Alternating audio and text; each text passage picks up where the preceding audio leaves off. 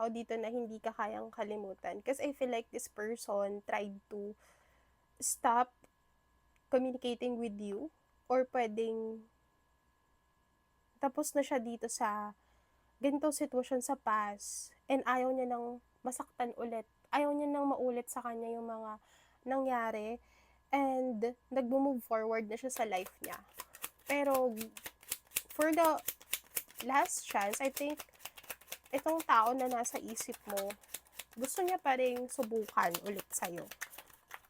Okay, kahit nasaktan siya, we have here the Three of Swords. I feel like this person was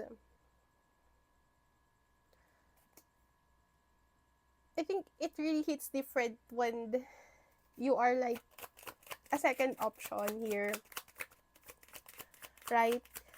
Kasi I feel like this person, meron talagang tao na na-involve dito sa